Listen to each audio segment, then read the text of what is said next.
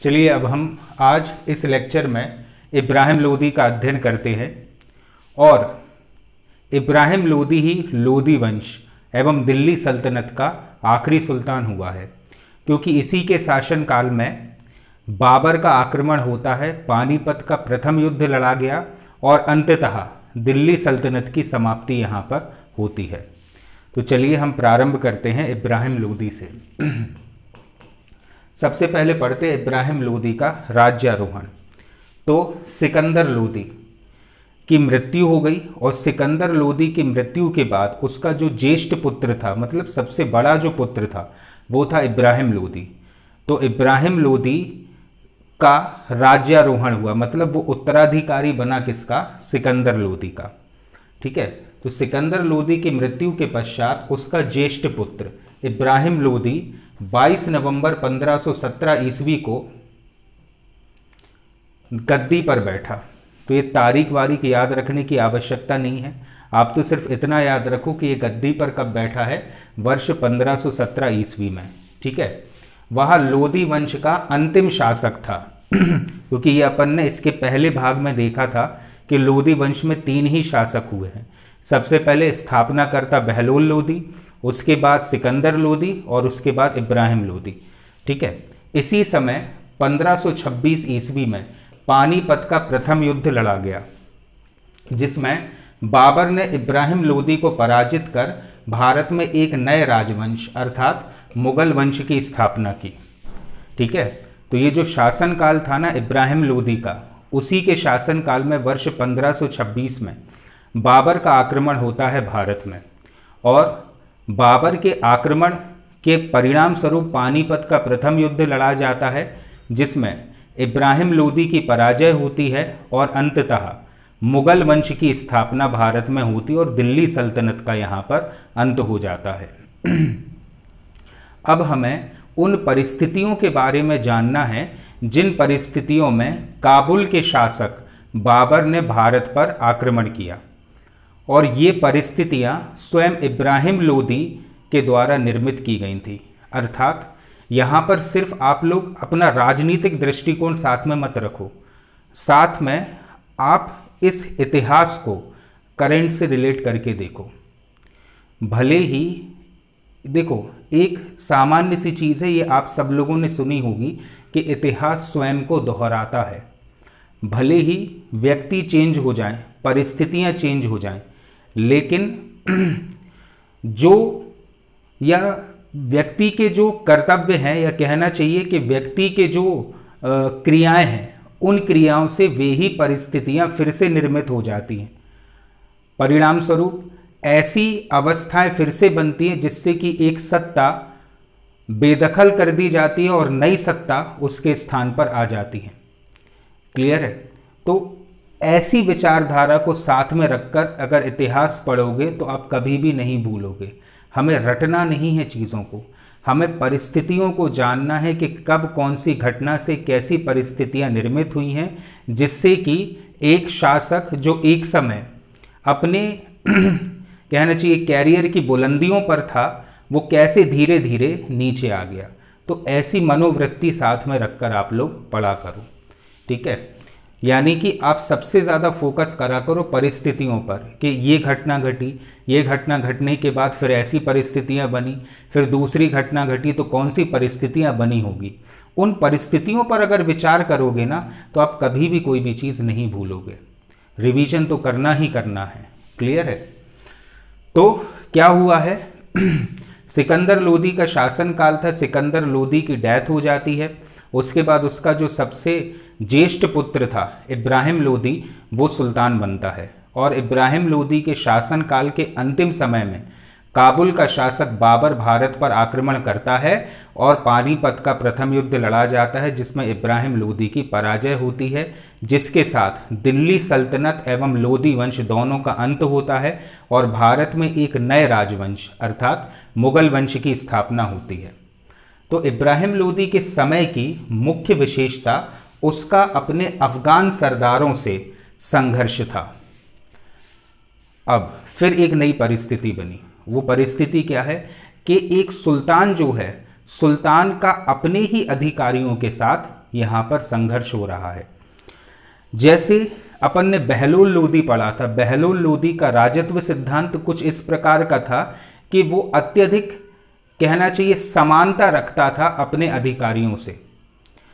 जहाँ पर अधिकारी बैठते थे वहाँ पर जाकर वो बैठ जाया करता था, एक समान तरीके का व्यवहार रखता था। और बहलोल लोदी का तो यहाँ तक कहना था कि मैं अपने अमीरों में से ही एक अमीर हूँ, और अगर उससे कोई अमीर गुस्सा हो जाता था तो उसको मनाने के लिए वो स्वयं उसके घर जाता था और कहा करता था कि अगर तुम्हें मेरा काम पसंद नहीं है तो तुम मुझे इस पद से ही बेदखल कर दो, मैं सुल्तान का पद छोड़ने को तैयार हूँ। इस प्रकार से वो अमीरों को अपने साथ लेकर चला बहलोल लोदी। जबकि सिकंदर लोदी के शासनकाल में अपन ने ये देखा कि सिकंदर लोदी ने एक कड़ा शिकंजा कसा था इन अमीरों के ऊपर, वैसे ही इब्राहिम लोदी ने भी एक कड़ा शिकंजा कस दिया इन अमीरों के ऊपर। और बहलोल लोदी के समय अपन ने ये पढ़ा था कि जितने भी अमीर के पद थे ये पद अफगानियों को दे दिए गए थे, इसीलिए ये पूरे लोदी तो अफगानी थे ही, और जितने भी अमीर मतलब बड़े बड़े पदाधिकारी थे वे भी अफगानी थे। और सिकंदर लोदी और इब्राहिम लोदी दोनों इन्हीं अमीरों के ऊपर अपने अपने शिकंजे कस रहे हैं। यानी अब एक अफगानी व्यक्ति ही दूसरे अफगानी व्यक्ति के अगेंस्ट में चला जाएगा। क्लियर है? तो ऐसी परिस्थितियों को आप लोग समझा करो। तो इब्राहिम लोदी के समय की सबसे बड़ी विशेषता क्या थी कि इब्राहिम लोदी का अपने ही अफगानी अमीरों के साथ एक कड़ा संघर्ष हुआ था। ठीक है, सभी सरदारों की सर्वसम्मति से इब्राहिम लोदी गद्दी पर बैठा। मतलब जब सिकंदर लोदी खत्म हुआ तो सब लोग चाहते थे कि इब्राहिम लोदी ही गद्दी पर बैठे, और इब्राहिम लोदी जो है गद्दी पर बैठ गया। किंतु अमीरों ने राजनीतिक सत्ता एक हाथों में केंद्रित होना पसंद नहीं किया। तो ऐसे कुछ विरोधी भी थे सत्ता में, जो लोग ये नहीं चाह रहे थे कि सिकंदर लोदी जो साम्राज्य छोड़कर गया है वो पूरा का पूरा साम्राज्य इब्राहिम लोदी को मिल जाए। इसीलिए इन अमीरों ने प्रेशर डालकर इब्राहिम लोदी से दिल्ली सल्तनत का 2 भागों में विभाजन करवा दिया। यानी इब्राहिम लोदी जब गद्दी पर बैठा तो सबसे पहले उसे इन अमीरों से संघर्ष करना पड़ा, क्योंकि ये जो अमीर थे, कुछ अमीर उसका समर्थन कर रहे थे लेकिन कुछ अमीर उसके विरोधी भी थे।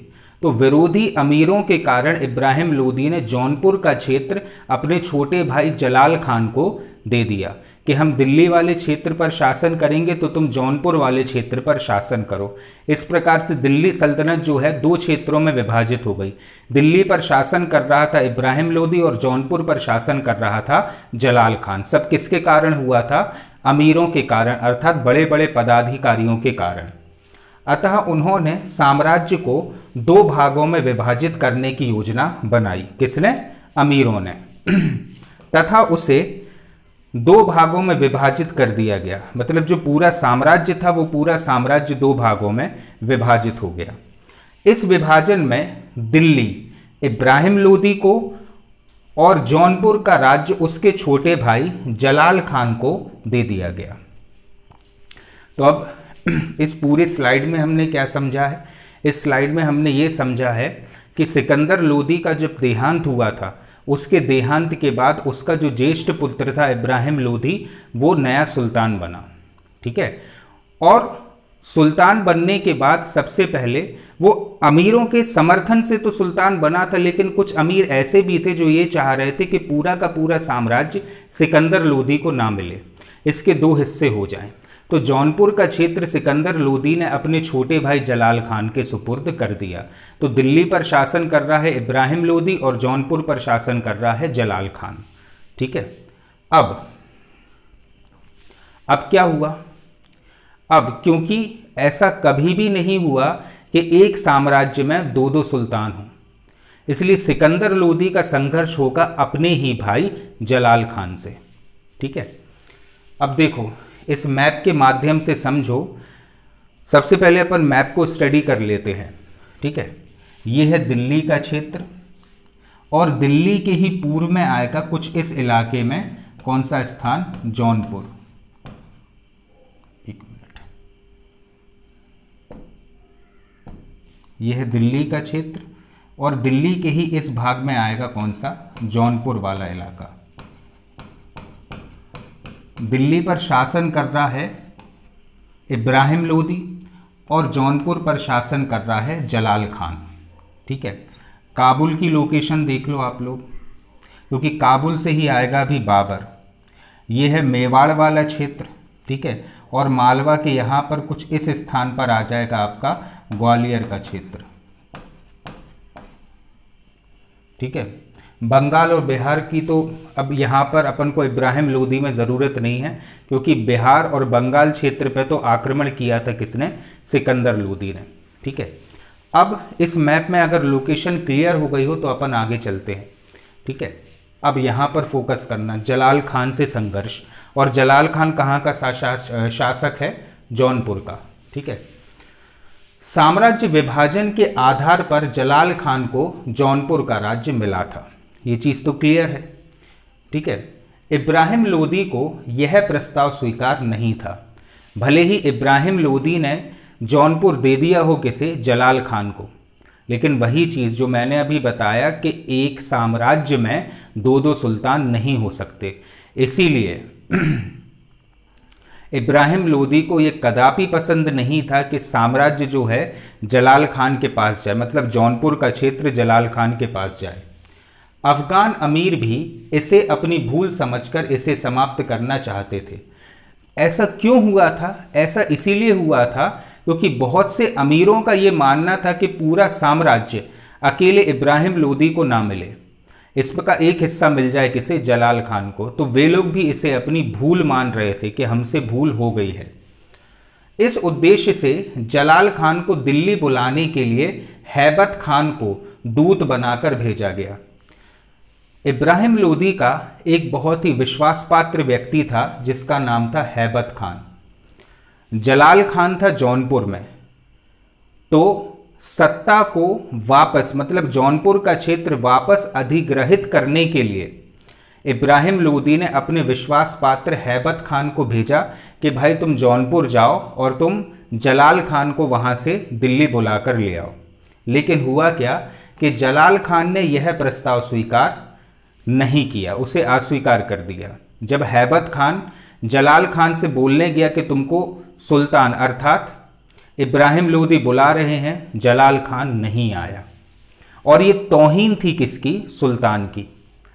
उसने कालपी में अपना राज्याभिषेक कराया। किसने? जलाल खान ने। एक तरफ तो अब ये विचारधारा बनती जा रही है लोगों की कि जलाल खान को सुल्तान नहीं होना चाहिए, तो दूसरी तरफ जलाल खान ने अपना राज्याभिषेक कराया कौन से क्षेत्र में? कालपी में।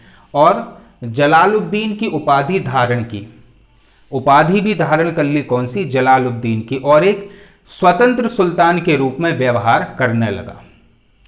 राज्याभिषेक के बाद जलाल खान ने अपनी शक्ति को सुदृढ़ किया। ठीक है, कुछ अमीरों को अपने पक्ष में करके अवध और आगरा पर आक्रमण किया। मतलब जलाल खान को जब इब्राहिम लोदी ने बुलाया कि भाई तुम आ जाओ दिल्ली में, अपन बैठकर विचार विमर्श करते हैं, जलाल खान ने इस प्रस्ताव को अस्वीकार कर दिया। कालपी नामक क्षेत्र में, जैसे ये जौनपुर है, इस स्थान पर आ जाएगा आपका कालपी, और ये जौनपुर के अधीन ही था।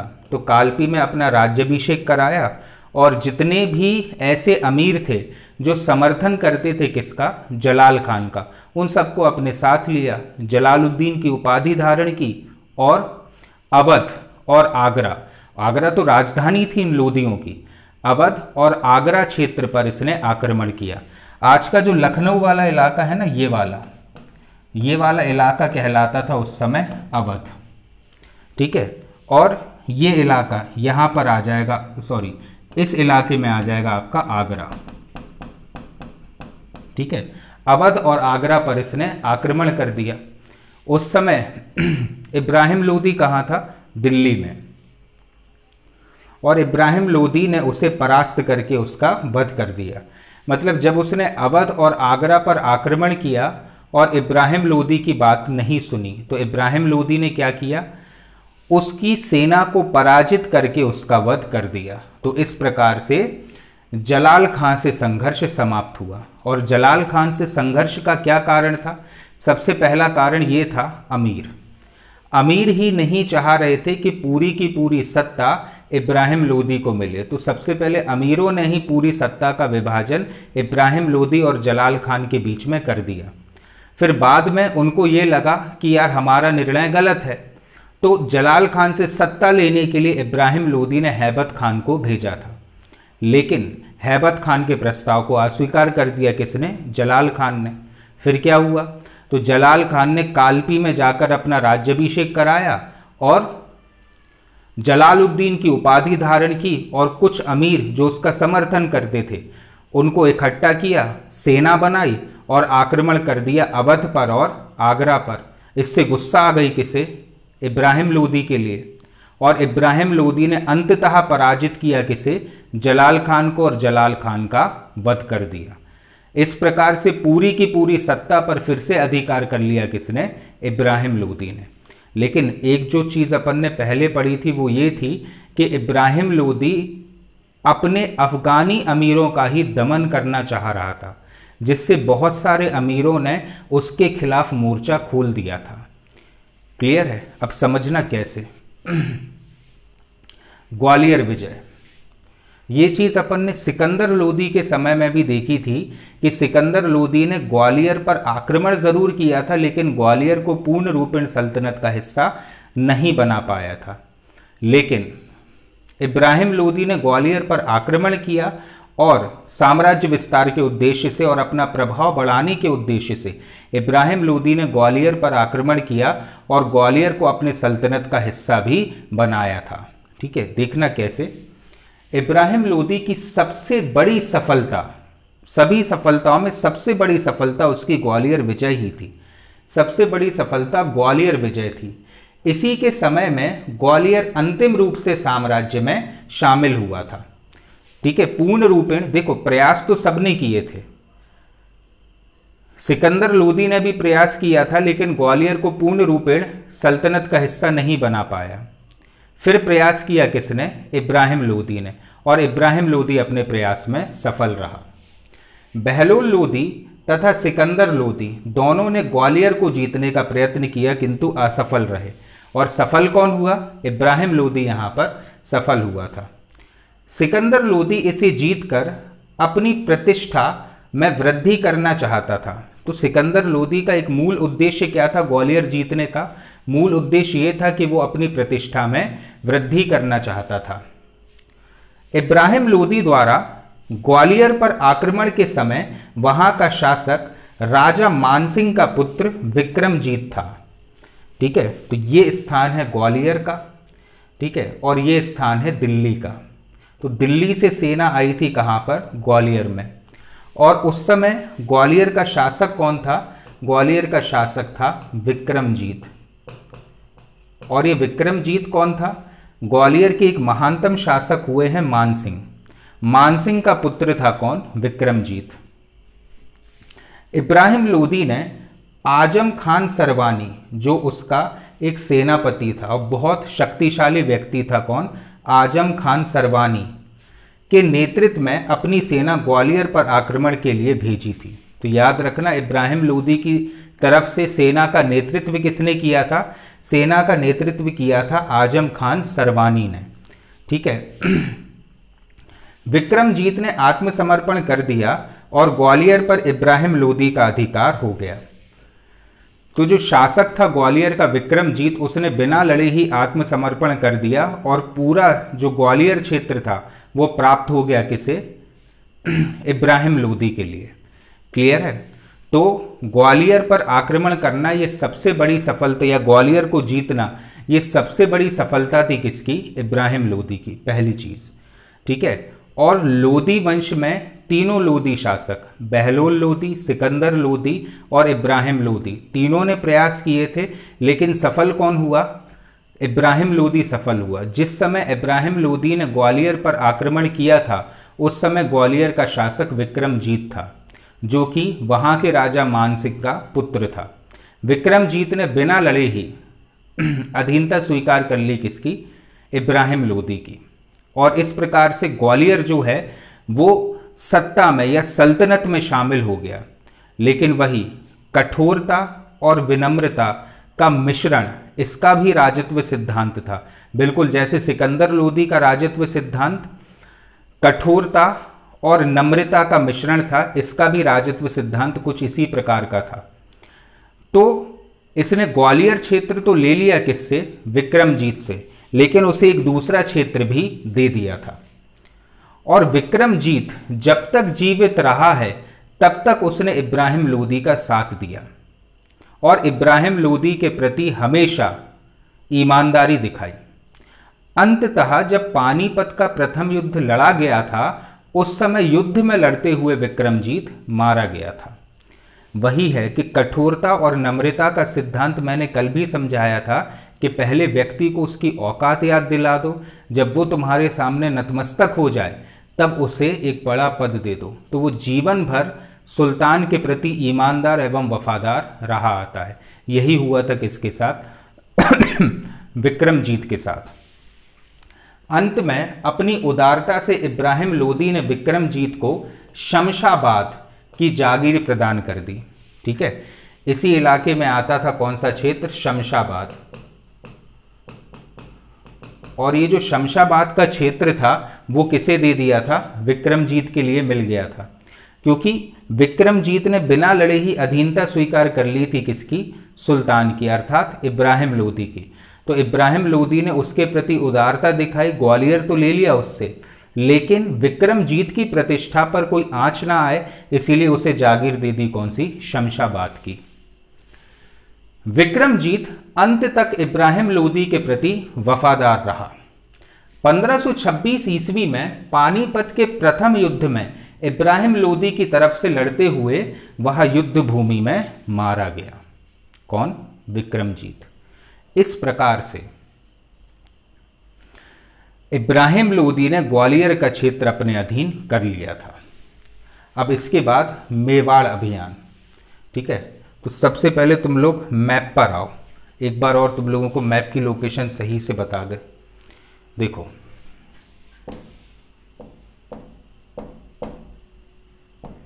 देखो ध्यान से, ये वाला इलाका है मेवाड़ का, ये है दिल्ली का क्षेत्र, इसी के बाजू में आ जाता है तुम्हारा आगरा। ठीक है, दिल्ली, आगरा, मेवाड़, और ये मेवाड़ के ही नीचे आ जाएगा मालवा। ठीक है, चूंकि अब ग्वालियर का जो इलाका है वो भी किसके अधीन आ गया है? सल्तनत के अधीन। मतलब ये पूरा इलाका जो चालू होता है यहां से, ये पूरा क्षेत्र किसका है? इब्राहिम लोदी का। ठीक है, और यहां मेवाड़ में कौन बैठा है? मेवाड़ में बैठा है सिसोदिया वंश। सिसोदिया वंश का शासक राणा सांगा। कौन बैठा है मेवाड़ में? सिसोदिया वंश का शासक राणा सांगा। ठीक है, और यहां पर कौन बैठा है? इब्राहिम लोदी। और ये क्षेत्र बीच में फंस रहा है कौन सा? मालवा का क्षेत्र। और यहां पर मालवा का शासक कौन है, या मालवा का पूरा जो क्षेत्र है वो किसके पास है? वो है मैदनी राय। एक व्यक्ति है मैदनी राय, उसके पास है पूरा मालवा। अब इतनी बड़ी सल्तनत का इलाका किसके पास हो गया? इब्राहिम लोदी के पास। मेवाड़ का जो क्षेत्र है वहां पर बहुत ज्यादा लोकप्रिय है सिसोदिया वंश के राणा सांगा। और जो मालवा क्षेत्र है, मालवा क्षेत्र है किसके पास? मैदनी राय के पास। अब इस मालवा क्षेत्र को लेकर इब्राहिम लोदी और राणा सांगा के बीच में युद्ध होता है, और यही है इब्राहिम लोदी का मेवाड़ से संघर्ष। मेवाड़ अभियान। तो सिसोदिया राजपूतों से लोदियों का संघर्ष सिकंदर लोदी के काल में प्रारंभ हुआ था, क्योंकि सिकंदर लोदी के समय से यह संपूर्ण संघर्ष चलता आ रहा है। किससे? मेवाड़ के सिसोदिया वंश के राजपूतों से। राजस्थान में मेवाड़ सबसे शक्तिशाली राज्य था। ठीक है, कुछ यहाँ पर आ जाएगा आपका मेवाड़ का क्षेत्र। ये इलाका है किसका? मेवाड़ का। और पूरे राजपूताना में सबसे शक्तिशाली थे ये मेवाड़ी। यहाँ का शासक संग्राम सिंह अर्थात राणा सांगा था। राणा सांगा का ही एक और नाम था संग्राम सिंह। दिल्ली सल्तनत और मेवाड़ का झगड़ा मालवा के अधिकार को लेकर था। अभी जैसे मैंने बताया कि मालवा पर अधिकार किसका होगा, इब्राहिम लोदी का होगा या राणा सांगा का होगा, क्योंकि दोनों क्षेत्र घिरे हुए थे, या मालवा का जो क्षेत्र था वो घिरा हुआ था इब्राहिम लोदी से और राणा सांगा से। उस समय मालवा का प्रधानमंत्री मैदिनी राय था। कौन था मालवा का प्रधानमंत्री? मैदिनी राय, जो अत्यधिक शक्तिशाली था और उसे राणा सांगा का समर्थन भी प्राप्त था। क्लियर है? ये बहुत शक्तिशाली था। कौन? मैदिनी राय। और इसको पूर्ण रूपेण समर्थन प्राप्त था किसका? राणा सांगा का। जलाल खान और इब्राहिम लोदी के मध्य चल रहे संघर्ष का लाभ उठाकर राणा सांगा ने दिल्ली के आसपास के क्षेत्रों पर आक्रमण किया। क्योंकि ये वो वाला टाइम था, ये घटना क्योंकि 1517-18 की है, और ये वही समय था जब इब्राहिम लोदी गद्दी पर विराजमान हुआ था। उस समय इसका सबसे पहला संघर्ष तो जलाल खान से हुआ था, उसी के भाई से, जो जौनपुर का शासक था। जलाल खान और इब्राहिम लोदी के बीच में जो संघर्ष चल रहा था उसका फायदा उठाया किसने? राणा सांगा ने। और राणा सांगा ने दिल्ली के आसपास के इलाकों पर कब्जा कर लिया। इब्राहिम लोदी ने मियां मक्खन, जो उसका एक बहुत ही विश्वासपात्र सेनापति था, कौन? मियां मक्खन के नेतृत्व में सेना भेजी। किससे लड़ने के लिए? राणा सांगा से लड़ने के लिए। और ग्वालियर के निकट खतौली, ग्वालियर के पास एक स्थान आता है खतौली, यहां पर ग्वालियर है तो उसी के बाजू में एक स्थान है, कौन सा? खतौली। ग्वालियर के निकट खतौली में 1517-18 ईस्वी में युद्ध हुआ। तो इब्राहिम लोदी की सेना का नेतृत्व कौन कर रहा था? मियां मक्खन। और राणा सांगा की सेना का नेतृत्व स्वयं राणा सांगा ही कर रहे थे, जिसमें किसी के भी पक्ष को पूर्ण विजय नहीं मिली। तो ये जो युद्ध हुआ था ना खतौली का, वो अनिर्णायक रहा था। ना तो विजय हुए राणा सांगा और ना ही विजय हुआ इब्राहिम लोदी। बाद में राणा सांगा ने चंदेरी पर आक्रमण कर उसे अपने अधिकार में कर लिया। यही चंदेरी, मध्य प्रदेश वाला जो चंदेरी है, जो अशोकनगर जिले में आता है, वो एक बहुत बड़ी रियासत हुआ करता था जो कि सल्तनत के अधीन था। तो राणा सांगा ने क्या किया था? चंदेरी पर आक्रमण करके उसे अपने अधीन कर लिया था, और ये गवारा नहीं रहा किसे? इब्राहिम लोदी को। अब परिस्थितियां समझते जाना। सबसे पहले जलाल खान को मार भगाया, उसी समय आक्रमण कर दिया किसने? राणा सांगा ने। राणा सांगा को जैसे तैसे शांत कराया, फिर ग्वालियर की विजय करी। अब फिर राणा सांगा ने यह सोचा कि हम क्यों युद्ध करें इस पागल से, इब्राहिम लोदी से। हम किसी ऐसे व्यक्ति को पैसा दें जो हमारी तरफ से युद्ध कर जाए। तो राणा सांगा ने बुलावा भेज दिया काबुल के शासक बाबर के लिए।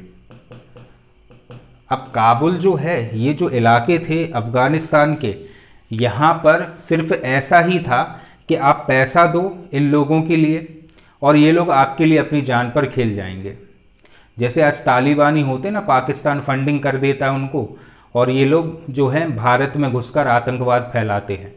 ये चीज़ अभी से नहीं, उस समय से चली आ रही थी, क्योंकि ये लोग आक्रमणकारी होते थे। कौन? ये अफगानी। और बाबर भी एक बहुत बड़ा आक्रमणकारी था। कहने को था कि वो काबुल का राजा था, राजा वाजा कुछ नहीं था। वो कबीलों की संस्कृति में कैसा राजा होगा, कैसा राष्ट्र होगा जब वहाँ की संस्कृति ही कबीलों की है। छोटे छोटे कबीलों में लोग बाग जीवन यापन करते हैं। ठीक है, राजा तो राष्ट्र का होता है, सबसे पहले राजा के पास राज्य होना चाहिए। तो बाबर कोई राजा वाजा नहीं था। बाबर जो है छोटे छोटे से कबीलों, एक कबीले का शासक था। ये सही इतिहास है। ठीक है, और इसको पैसा भेजा था किसने? राणा सांगा ने, कि तुम हमारी तरफ से युद्ध करो किसके साथ? इब्राहिम लोदी के साथ। तो अब देखना, एक फरमान भेज दिया है किसने? इब्राहिम लोदी ने। अब क्या राजनीति गठित होती है कि इब्राहिम लोदी जिन अफगान अमीरों को अपने नियंत्रण में लाना चाहता है, वो अफगान अमीर भी खत लिखकर बुला रहे हैं किसे, बाबर को, कि तुम हमसे पैसा लो और तुम आक्रमण करो किस पर, इब्राहिम लोदी पर। और एक खत ऑलरेडी लिख चुका है कौन, राणा सांगा। अब बाबर भी सोचेगा यार एक इब्राहिम लोदी का खत आ गया और दो अमीरों के खत आ गए, ये लोग सॉरी एक राणा सांगा का खत आ गया हमारे पास और दो अमीरों के खत आ गए, ये लोग आखिर इब्राहिम लोदी को हटाना क्यों चाह रहे हैं और इतना ज्यादा पैसा क्यों दे रहे हैं हमारे लिए। बाबर को अब बाबर तो अनभिज्ञ है, उसे भारत के बारे में कुछ मालूम ही नहीं है, लेकिन यही लोग बुला रहे हैं किसे, बाबर के लिए, कि बाबर आएगा हमारे लिए युद्ध करेगा, इब्राहिम लोदी को पराजित करेगा, हमें सत्ता सौंपेगा और वापस चला जाएगा। तो क्या गुड्डा है, ये छोटे बच्चों का खिलौना है, उसके पास भी दिमाग है।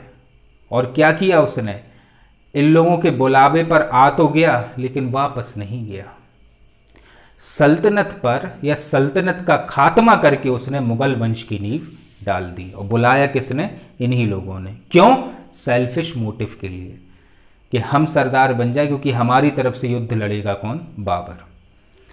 अब यहां पर फोकस क्या करना है तुम लोगों को, कि बाबर के पास ऐसी कौन सी टेक्नोलॉजी थी जिससे उसने इतने महान सल्तनत के शासक इब्राहिम लोदी को पराजित किया। वो था उसका तोप खाना। अभी तक इन लोगों के पास तोपें नहीं थी, तोप को सबसे पहले इंट्रोड्यूस किया बाबर ने और उनका सबसे पहला यूज हुआ पानीपत के प्रथम युद्ध में। इसके साथ ही साथ उसके पास तुलगुमा युद्ध पद्धति थी, ठीक है, जिसमें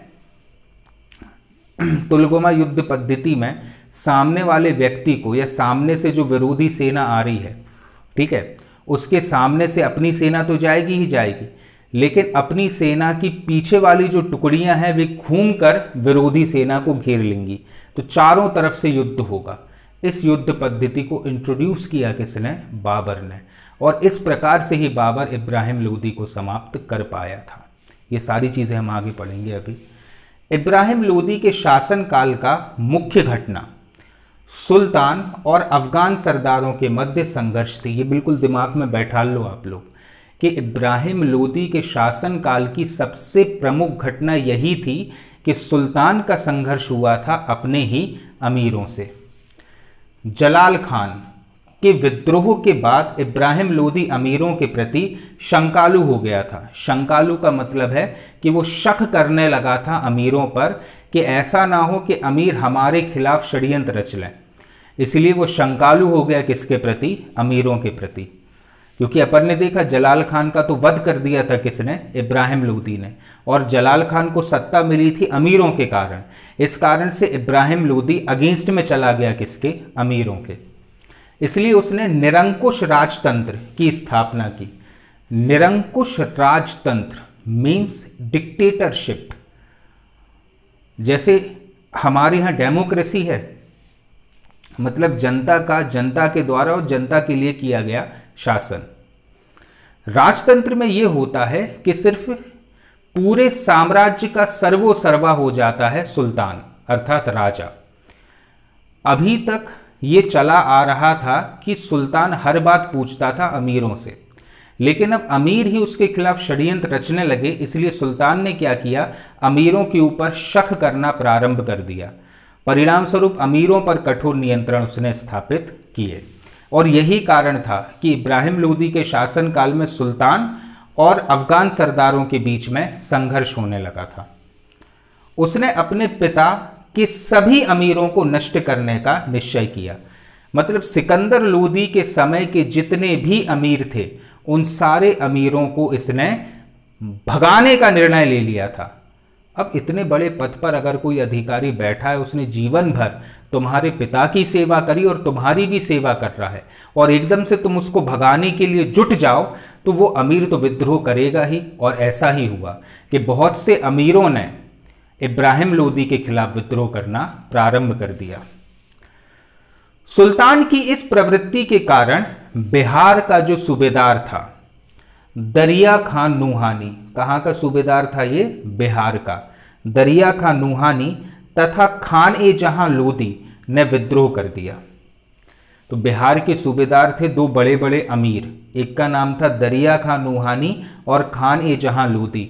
वो सब बगावत पर उतर आए, क्योंकि सुल्तान क्या कर रहा था, ऐसे बड़े बड़े अमीर या बड़े बड़े पदाधिकारी जिनकी भर्ती सिकंदर लोदी करके गया था, उनको इब्राहिम लोदी पद से हटाने लगा, क्योंकि इब्राहिम लोदी के मन में भी इन अमीरों के खिलाफ शक बढ़ गया था कि ये लोग कभी भी कहना चाहिए संगठित होकर हमारे खिलाफ षड्यंत्र रच सकते हैं। इसलिए उन सारे अमीरों को भगाने का प्रयास करने लगा था कौन, इब्राहिम लोदी। इसीलिए ये अमीरों ने बगावत प्रारंभ कर दी थी। शीघ्र ही दरिया खां नूहानी की मृत्यु हो गई। ठीक है, उम्र हो गई थी तो उसकी मृत्यु हो गई। उसका पुत्र बहादुर खान ने स्वयं को स्वतंत्र शासक घोषित कर सुल्तान मोहम्मद की उपाधि धारण कर ली। तो जो दरिया खां नूहानी था बिहार का सूबेदार, उसकी मृत्यु हो गई। उसका जो पुत्र था बहादुर खान, उसने क्या किया, बहादुर खान ने स्वयं को बिहार का स्वतंत्र शासक घोषित कर दिया सल्तनत से अलग जाकर। ठीक है, और सुल्तान मोहम्मद की उपाधि धारण कर ली और खुद को अलग कर लिया किससे, इब्राहिम लोदी से। इब्राहिम लोदी ने पंजाब के सूबेदार दौलत खां लोदी को अपनी सहायता के लिए आगरा बुलाया। अब देखो हुआ क्या है, ये जो दरिया खां नूहानी था जिसने विद्रोह प्रारंभ किया था इब्राहिम लोदी के अगेंस्ट में, वो तो मर गया, और उसका जो पुत्र था उसने बिहार को ही अपनी सत्ता के रूप में स्थापित कर दिया। मतलब बिहार का जो क्षेत्र है वो सल्तनत से अब अलग हो गया था। इब्राहिम लोदी स्वयं इन चीज़ों पर कंट्रोल नहीं कर सकता था, इसलिए इब्राहिम लोदी के अधीन ही पंजाब का सूबेदार था कौन, दौलत खां लोदी। ठीक है, दौलत खां लोदी को इब्राहिम लोदी ने अपनी सहायता के लिए दिल्ली बुलाया। लेकिन उस समय अमीरों के दिमाग में ये चीज़ बैठ गई थी, यार ऐसा ना हो सुल्तान हमें दिल्ली बुलाकर मार दे। इसीलिए इस दौलत खां लोदी ने शंकावश अपने पुत्र दिलावर खां को भेजा। समझते चलना, बिहार में किसने, बहादुर खान ने एक स्वतंत्र शासक की उपाधि धारण की, सुल्तान महमूद की या सुल्तान मोहम्मद की उपाधि धारण की। इब्राहिम लोदी उसे कंट्रोल नहीं कर सकता था, इसलिए उसने अपनी मदद के लिए पंजाब के सूबेदार दौलत खां लोदी को दिल्ली बुलाया कि भाई साहब आओ हमारी मदद करो। अब दौलत खां लोदी भी तो अमीर था और अमीरों पर ये शिकंजा कस रहा था। दौलत खां लोदी ने सोचा ऐसा ना हो ये हमारे लिए दिल्ली बुलाकर हमारी हत्या करवा दे, इसलिए दौलत खां लोदी खुद नहीं गया। उसने अपने पुत्र दिलावर खां को दिल्ली भेजा कि बेटा तुम चले जाओ सुल्तान से मिलने के लिए। और इब्राहिम लोदी को आ गई इस कारण से गुस्सा इसलिए आई कि यार हमने बुलाया था सूबेदार को, उसने अपने बच्चे को भेज दिया, ये तो हमारी तौहीन हुई। ठीक है, सुल्तान क्रोधित होकर दौलत खां को दंडित करने का उसने निश्चय किया कि हमने तुम्हें बुलाया, तुम नहीं आ रहे, ऐसे कौन से काम में बिजी हो, सुल्तान से बढ़कर कौन सा काम हो गया है। ठीक है, इसलिए इब्राहिम लोदी ने सोचा कि हम तो दंड देंगे किसे, दौलत खान के लिए। इसलिए दौलत खान ने इब्राहिम लोदी की शक्ति को तोड़ने के लिए काबुल के शासक बाबर को भारत पर आक्रमण करने के लिए आमंत्रित किया। तो अब डर गया कौन, दौलत खान, कि ऐसा ना हो इब्राहिम लोदी पूरी सेना के साथ आए और पंजाब में आक्रमण करके हमें तबाह कर जाए। इसीलिए दौलत खान ने अपनी सेफ्टी के लिए पत्र लिख दिया किसे, बाबर को। अब बाबर को फिर से झटका लगा। एक झटका तो लगा था किसके समय, राणा सांगा के समय, के राणा सांगा काय को बुला रहा है हमारे लिए। और एक झटका घला जब पत्र लिखा किसने, दौलत खान ने, कि भाई साहब आओ हमारी मदद कर दो। बाबर के मन में प्रश्न पे प्रश्न बनते जा रहे हैं, हमारे लिए ही क्यों बुलाया जा रहा है। ठीक है, तो दौलत खां लोदी क्यों बुला रहा था बाबर को, अपनी स्वयं की सेफ्टी के लिए, क्योंकि उसको डर लगने लगा था किससे, इब्राहिम लोदी से, इस घटनाक्रम के कारण। बाबर को राणा सांगा का भी आमंत्रण मिल चुका था, राणा सांगा का आमंत्रण उसे पहले ही मिल चुका था। अब एक इंसिडेंस तो ये हो गया कि दरिया खान नूहानी की मृत्यु के बाद उसका जो पुत्र था बहादुर खान, उसने सुल्तान मोहम्मद के नाम से एक स्वतंत्र सत्ता स्थापित कर ली है बिहार में। बिहार गया। पंजाब के सूबेदार को, दौलत खां को, जब इब्राहिम लोदी ने अपनी सहायता करने के लिए बुलाया तो उसकी, इब्राहिम लोदी की सिर्फ एक ही हरकत थी कि उसने अमीरों पर नियंत्रण करने के बारे में सोचा, जिसके कारण डर गया था कौन? दौलत खान। तो दौलत खान ने अपने पुत्र को भेज दिया दिलावर खान को, और इस कारण से इब्राहिम लोदी ने अपनी तौहीन मानी। परिणाम स्वरूप दिलावर खान को दंड देने का निर्णय किया, और दिलावर ने अपनी सेल्फ प्रोटेक्शन के लिए काबुल के बाबर को पत्र लिख दिया कि भाई साहब आओ और हमें बचाओ। अब उसके पास दो दो पत्र आ गए, एक पत्र आ गया राणा सांगा का और एक पत्र आ गया दिलावर खान का। अब इब्राहिम लोदी के चाचा आलम खां लोदी भी दिल्ली का सिंहासन प्राप्त करना चाह रहे थे। मतलब उसके जो सगे चाचा थे कौन? आलम खां लोदी, वो चाह रहे थे कि दिल्ली का सिंहासन हमारे पास आ जाए। इसीलिए बाबर ने इसीलिए क्या किया, उन्होंने भी, मतलब ये जो थे ना चाचा आलम खां लोदी ने भी बुलावा भेजा किसे? बाबर को। बाबर ने निमंत्रण स्वीकार कर 1524 ईस्वी में लाहौर पर आक्रमण किया। लाहौर भी सल्तनत का ही हिस्सा था, तो बाबर आया और उसने आक्रमण कर दिया। कहां पर? लाहौर पर। मैप से समझो, यह है काबुल, ठीक है। काबुल से ही जस्ट यहां पर आए तो ये वाला स्थान आ जाएगा लाहौर का। तो बाबर ने वर्ष 1524 ईस्वी में आक्रमण कर दिया। कहां पर? लाहौर में, ठीक है। तो लाहौर में जब आक्रमण किया तो इब्राहिम लोदी की सैन्य टुकड़ी को पराजित कर दिया। कहां पर? लाहौर में। ये बात कब की है? 1524 ईस्वी की। और अपने सरदार को नियुक्त कर बाबर पुनः काबुल चला गया। तो सबसे पहली बार किसी भारतीय क्षेत्र पर अगर बाबर ने आक्रमण किया है तो वो आक्रमण हुआ है लाहौर में। किस वर्ष? 1524 पर, जब दिल्ली की गद्दी पर बैठा हुआ था इब्राहिम लोदी। और किन तीन व्यक्तियों ने खत लिखा था बाबर को? एक तो मेवाड़ के शासक राणा सांगा ने, दूसरा पंजाब के सूबेदार दौलत खान ने, और तीसरा इब्राहिम लोदी के चाचा आलम खान लोदी ने। और मैं उन परिस्थितियों के बारे में बहुत अच्छे से समझा चुका हूं कि हर व्यक्ति के साथ कौन कौन सी परिस्थितियां थी और क्यों बुलाना चाह रहे थे ये लोग बाबर के लिए। इसी बीच दौलत खान आलम खान से एक समझौता कर 1526 ईस्वी में दिल्ली पर आक्रमण किया, परंतु इब्राहिम लोदी द्वारा पराजित हुआ। देखो, अब दौलत खान भी ये चाह रहा था कि इब्राहिम लोदी मर जाए या हमें इससे छुटकारा मिल जाए। आलम खां जो चाचा था किसका? इब्राहिम लोदी का, वो भी यही चाह रहा था, वो सत्ता प्राप्त करना चाह रहा था। तो इब्राहिम लोदी को पराजित करने के लिए दौलत खान और आलम खान ने एक दूसरे के साथ टाई अप कर लिया और 1526 में आक्रमण किया। किस पर? इब्राहिम लोदी पर। लेकिन इब्राहिम लोदी की सेना से दोनों जन पराजित हो गए। नवंबर 1525 ईस्वी को बाबर भारत पर आक्रमण करने के लिए काबुल से उसने प्रस्थान किया। किसने? बाबर ने। कब? नवंबर 1525 को, क्योंकि 1524 में वो एक बार लाहौर पर आक्रमण कर चुका था, लेकिन उससे कुछ भी नहीं हुआ, इब्राहिम लोदी पर कोई प्रभाव नहीं पड़ा। फिर इब्राहिम लोदी पर इन दोनों ने, दौलत खान और आलम खान ने संयुक्त रूप से आक्रमण किया। इब्राहिम लोदी ने उन दोनों को पराजित कर दिया। इन लोगों ने फिर हाथ पैर जोड़े किसके? बाबर के, कि बड्डे आ जाओ। और फिर क्या हुआ? नवंबर 1525 में बाबर ने काबुल से भारत की ओर प्रस्थान करना प्रारंभ कर दिया। दौलत खान का पुत्र दिलावर खान और आलम खान ये सब एक साथ आ गए। दौलत खान, उसका पुत्र दिलावर खान और चाचा जी कौन थे? आलम खान, ये सब एक साथ आ गए। 12 अप्रैल 1526 को बाबर पानीपत के मैदान में पहुंच गया।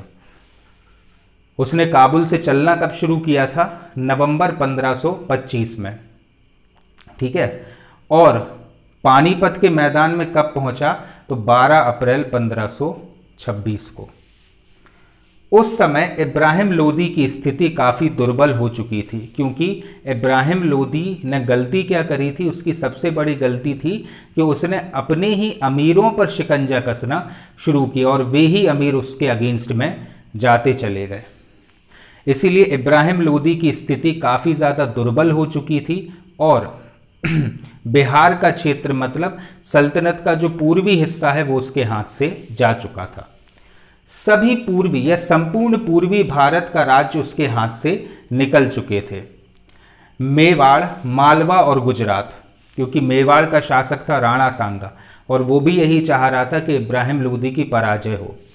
मालवा में मैदनी राय था और मैदनी राय भी यही चाह रहा था कि मर जाए। गुजरात पर भी अधिकार था मैदनी राय का ही, और वो भी मतलब ये जो बड़े बड़े राज्य थे जो साथ दे सकते थे इब्राहिम लोदी का, वे अगेंस्ट में थे इब्राहिम लोदी के। कौन कौन से? मेवाड़, मालवा और गुजरात, ये सब अगेंस्ट में थे किसके? इब्राहिम लोदी के। और ये सब लोग एक मूक दर्शक की भांति बने रहे तथा उसकी पराजय के इच्छुक थे। तो जो बड़े बड़े साम्राज्य थे ना भारत के, उन्होंने साथ नहीं दिया किसका? इब्राहिम लोदी का। इसीलिए बाबर के सामने इब्राहिम लोदी की जो स्थिति थी वो काफ़ी ज़्यादा दुर्बल हो चुकी थी। ऐसी स्थिति में 21 अप्रैल 1526 ईस्वी को, डेट याद रखना, पानीपत का प्रथम युद्ध 21 अप्रैल 1526 ईस्वी को बाबर और इब्राहिम लोदी के मध्य पानीपत का प्रथम युद्ध हुआ। हम इस युद्ध को और भी ज़्यादा डिटेल में पढ़ेंगे जब हम बाबर का चैप्टर शुरू करेंगे, ठीक है। अभी तो आप सिर्फ Ibrahim Lodi point of view से पढ़ो। तो बाबर आ गया, नवंबर 1525 में उसने चलना प्रारंभ किया काबुल से। 12 अप्रैल 1526 को पानीपत आ पहुंचा और युद्ध हुआ 21 अप्रैल 1526 को। किस किस के बीच? बाबर और इब्राहिम लोदी के बीच। कौन सा युद्ध है? पानीपत का प्रथम युद्ध है। इब्राहिम लोदी अपने अफगान सैनिकों के साथ बहादुरी से मुकाबला किया, किंतु मतलब इब्राहिम लोदी बिल्कुल नहीं डरा, उसने बहादुरी से मुकाबला किया किसका? बाबर का। किंतु बाबर के पास युद्ध कौशल बहुत अधिक था। बाबर स्वयं एक सेनापति था और वो अपनी सेना का सेनापतित्व स्वयं ही कर रहा था, साथ में श्रेष्ठ युद्ध नीति। और मैंने पहले भी बताया ये इकलौता ऐसा युद्ध था जब भारतीय इतिहास में सबसे पहली बार तोपों का यूज हुआ। तो श्रेष्ठ युद्ध नीति और तोप खाने के कारण बाबर विजयी हुआ। क्लियर है? तो बाबर स्वयं में एक कुशल सेनापति था, साथ ही साथ उसके पास एक बहुत अच्छी योजना थी, तुलगुमा युद्ध पद्धति, जिसके बारे में मैं पहले बता चुका हूं। और तीसरा था उसका तोप खाना। इन सारी चीजों के कारण बाबर इब्राहिम लोदी को पराजित करने में विजयी रहा। इब्राहिम लोदी युद्ध भूमि में मारा गया, ठीक है। और इब्राहिम लोदी भारत का एकमात्र सुल्तान था जो युद्ध भूमि में मारा गया। अपन ने लगभग पूरे ही सुल्तान पढ़ लिए, किसी भी सुल्तान की डेथ युद्ध भूमि में नहीं हुई है। इब्राहिम लोदी अकेला पहला ऐसा सुल्तान था और एकमात्र ऐसा सुल्तान था जिसकी डेथ जो है युद्ध की भूमि पर या युद्ध मैदान में हुई है। और कौन से युद्ध में? पानीपत के प्रथम युद्ध में। उसकी मृत्यु के साथ ही लोदी वंश तथा दिल्ली सल्तनत दोनों का अंत हो गया। लोदी वंश भी समाप्त और दिल्ली सल्तनत भी समाप्त। भारत में एक नए राजवंश मुगल वंश की स्थापना हुई। क्लियर है? किसके आगमन से? बाबर के, जिसका संस्थापक बाबर था। पानीपत के प्रथम युद्ध में बाबर की विजय में मुख्य योगदान तुलगुमा युद्ध पद्धति तथा तोपों के प्रयोग का था। तुलगुमा युद्ध पद्धति मैंने पहले एक्सप्लेन कर दी है, ठीक है। और तोपखाना मतलब ये इतिहास का, भारतीय इतिहास का पहला युद्ध था जब तोपों का प्रयोग हुआ था। तो ये दो मुख्य कारण थे बाबर की विजय के। और इब्राहिम लोदी युद्ध मैदान में ही मर गया, जिसके साथ साथ लोदी वंश का अंत हुआ और सल्तनत का भारत से शासन समाप्त हो गया। अब अफगानों का राजत्व सिद्धांत।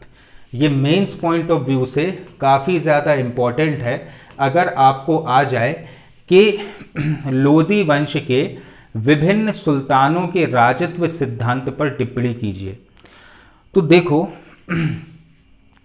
अगर बहलोल लोदी आप लोगों ने अच्छे से समझा है तो आप लोग ये समझोगे कि बहलोल लोदी का अपने ही अमीरों के साथ एक समानता एवं भाईचारे की नीति उसने अपनाई, जबकि सिकंदर लोदी और इब्राहिम लोदी दो ऐसे शासक हुए हैं जिन्होंने इन अमीरों पर नियंत्रण करने के बारे में सोचा है कि इन अमीरों को हम दबा दें जिससे ये लोग हमारे खिलाफ षड्यंत्र ना करें।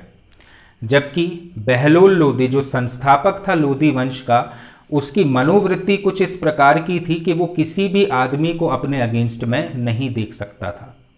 ठीक है, आइए अब समझते हैं इस चीज के लिए। अफगानों अर्थात लोदियों का राजत्व सिद्धांत तुर्कों के निरंकुश व स्वेच्छाचारी सिद्धांत से भिन्न अफगान सरदारों की समानता पर आधारित था। देखो, लोदियों के पहले थे सैयद, ठीक है, सैयदों के पहले थे तुगलक, उसके पहले खिलजी, और खिलजियों के पहले थे अपने गुलाम वंश, जो सबके सब तुर्क थे।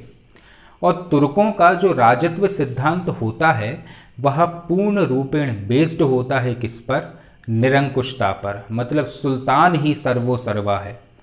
इवन आप अलाउद्दीन खिलजी को अगर देखो तो उसने तो सुल्तान पद की वैधता ही प्राप्त नहीं की थी। ठीक है, बलबन को अगर आप देखो तो बलबन ने सुल्तान का सम्मान करने के लिए सिजदा और पैबूस जैसी प्रथाएं शुरू कर दी थी और रक्त और लौह की नीति पर शासन करता था। जबकि जब अफगान आए तो अफगानों ने तुर्कों की इन निरंकुश और स्वेच्छाचारी नीतियों के खिलाफ अपनी समानता और भाईचारे की नीति को तवज्जो दी थी। ठीक है, उनका शासन या उनके जो शासन व्यवस्था थी वो राजतंत्रीय ना होकर कुलीन तंत्रीय थी। कैसी थी उनकी जो शासन व्यवस्था है? वो राजतंत्रीय ना होकर कुलीन तंत्रीय थी। राजतंत्रीय का तात्पर्य होता है कि राजा ही सर्वो सर्वा रहेगा किसका? सल्तनत का। जबकि कुलीन तंत्रीय व्यवस्था का तात्पर्य होता है कि सबको समानता एवं भाईचारे से सम्मान दिया जाएगा। तो इन अफगानियों की अर्थात लोदियों का जो राजत्व सिद्धांत था, जो बहलोल लोदी के द्वारा स्थापित किया गया था, वो आधारित था किस पर? कुलीन तंत्रीय शासन प्रणाली पर। अफगान सरदार सुल्तान को अपने में से ही एक बड़ा सरदार मानते थे। मतलब अफगानों की जो मनोवृत्ति थी वो यही थी कि वे सुल्तान को अपने में से ही एक अमीर मानते थे, या हम ये बोल सकते एक बड़ा सरदार मानते थे।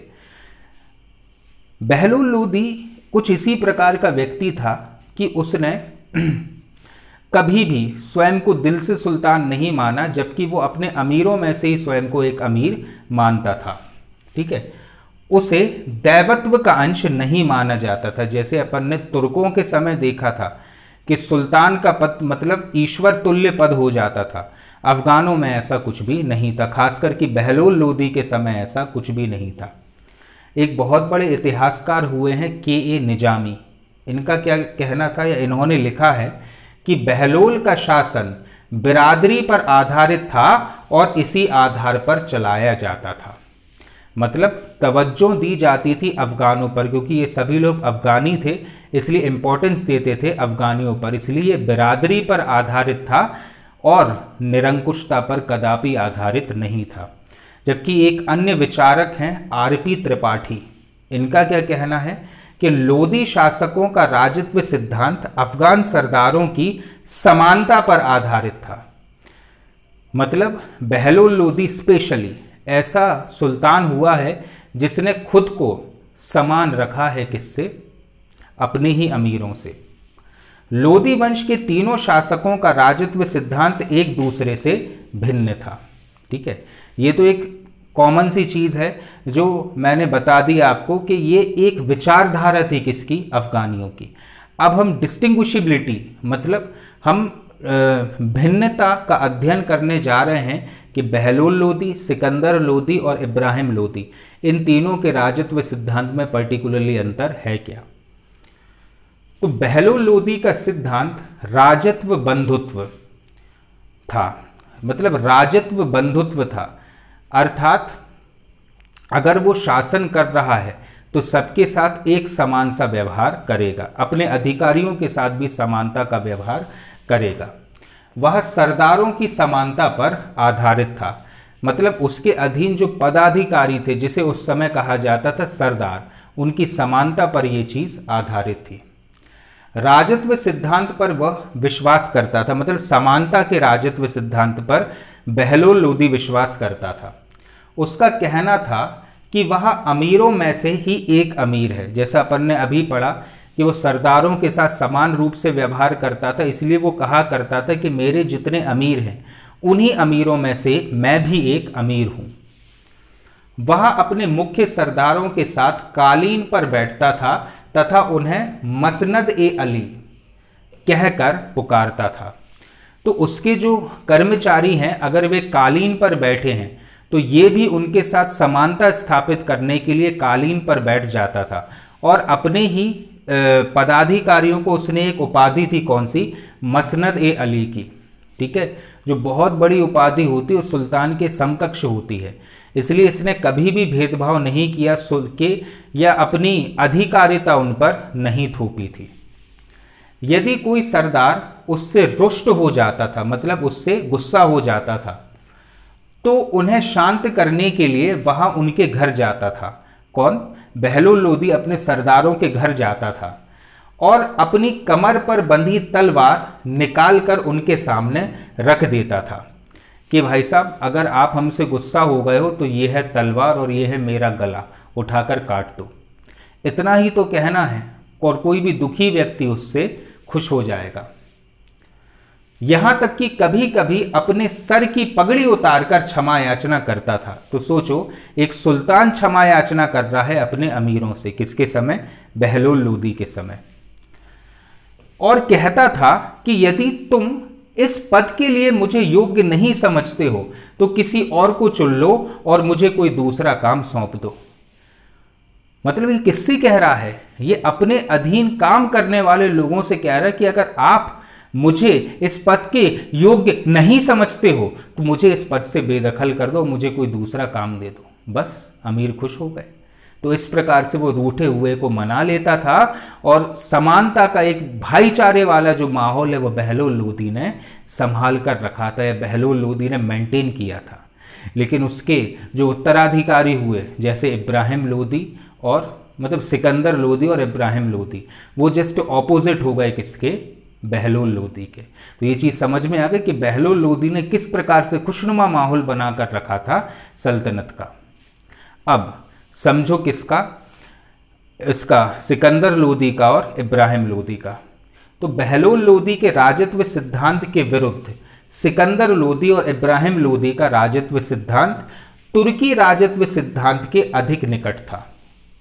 मतलब जैसे अभी अपन ने राजत्व सिद्धांत वाले लेक्चर में सबसे पहले यह समझा कि अफगानियों का राजत्व सिद्धांत तो समानता पर आधारित था। किस पर आधारित था, ये समानता पर आधारित था। और उसी समानता के सिद्धांत को लागू किया बहलोल लोदी ने।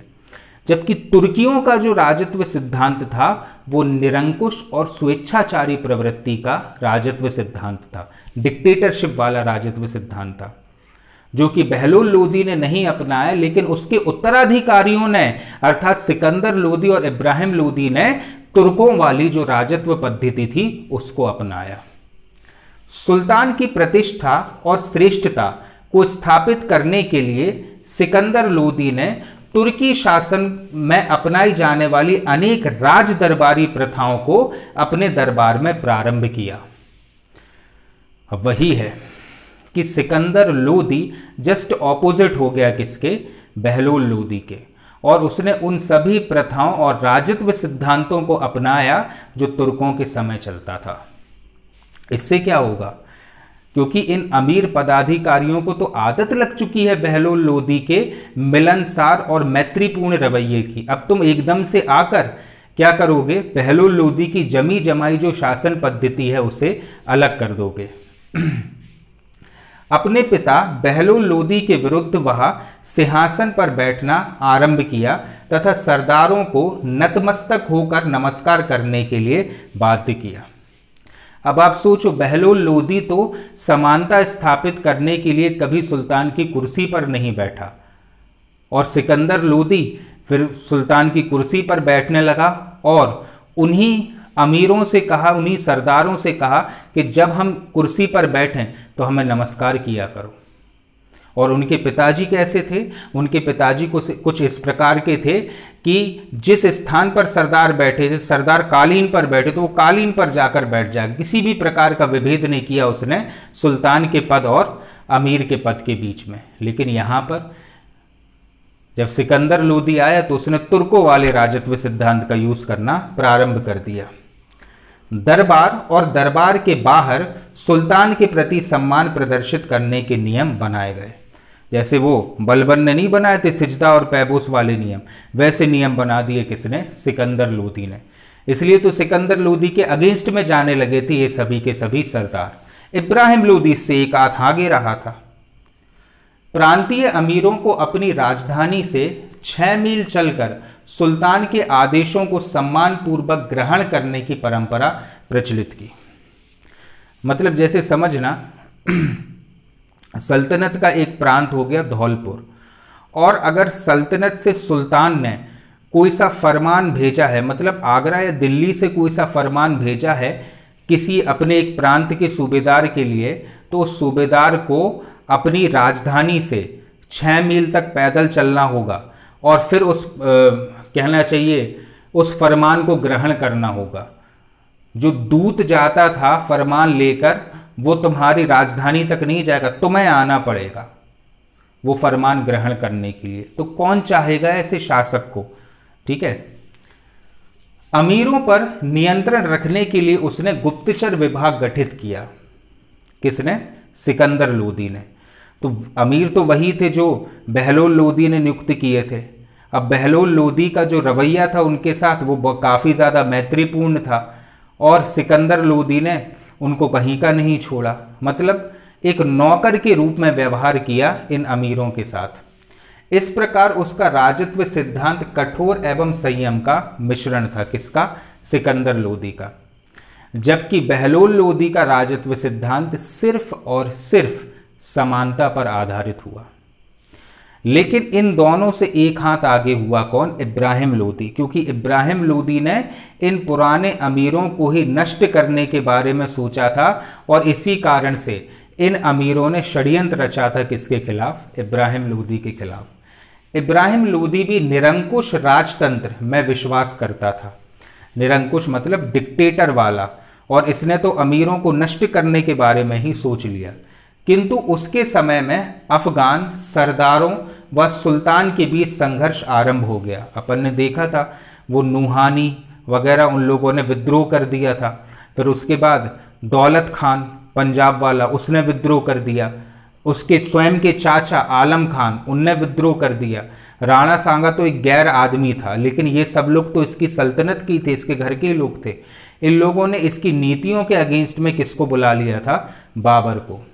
तो संघर्ष प्रारंभ हो गया था किसके समय, इब्राहिम लोदी के समय।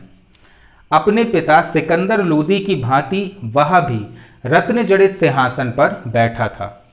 बहलोल लोदी नहीं बैठता था सिंहासन पर, सिकंदर लोदी ने सिंहासन पर बैठना शुरू किया, और इब्राहिम लोदी ने भी सिंहासन पर बैठा।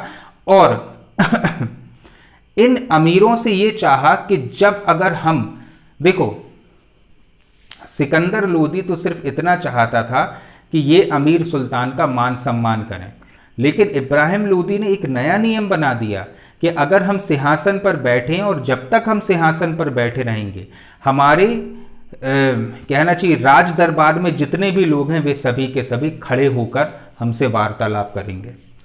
सिंहासन पर बैठता था तो सुल्तान की उपस्थिति के समय किसी को दरबार में बैठने की आज्ञा नहीं थी। सब लोग खड़े होकर मान सम्मान प्रकट करो। वह कहा करता था कि राजा का कोई सगा संबंधी नहीं होता। तो इस प्रकार से जो नीतियां थी इब्राहिम लोदी की, वो नीतियां ही उसे ले डूबी और इन्हीं अमीरों ने उसके खिलाफ षड्यंत्र करके किसे बुला लिया, बाबर को, और अंततः लोदी वंश का अंत होता है। क्लियर है? इसीलिए ये चीज़ सभी लोगों को समझना होगी कि अगर आप एक सही तरीके से व्यवहार दूसरों के साथ रखोगे तो हमेशा आप राजा बने रहोगे, और अगर आपने भेदभाव किया तो समय नहीं लगेगा सत्ता का तख्ता पलट होने में। क्लियर है? तो अब हम अभी या नेक्स्ट लेक्चर से मुगल प्रशासन शुरू नहीं करने वाले। अभी विजयनगर साम्राज्य बचा है, बहमनी साम्राज्य बचा है, जिनकी स्थापना हुई थी किसके शासनकाल में, मोहम्मद बिन तुगलक के शासनकाल में। याद है कुछ के नहीं? हम वो पढ़ेंगे। और फिर जो एक प्रांतीय राज्य थे उस समय, ये तो हमने सल्तनत खत्म करी अभी, लेकिन इस सल्तनत के साथ ही साथ भारत में बहुत से छोटे छोटे राज्यों का भी उदय हुआ था। तो हम उन छोटे छोटे राज्यों के बारे में स्टडी करेंगे। उनको जब हम ख़त्म कर लेंगे फिर हम मुग़लों को शुरू करेंगे। आप भी बार बार इन चीज़ों को रिवाइज करिए। Thank you.